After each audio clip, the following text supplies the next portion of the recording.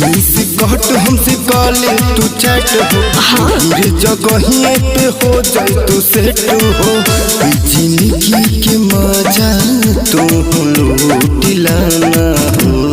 तो सुनी ना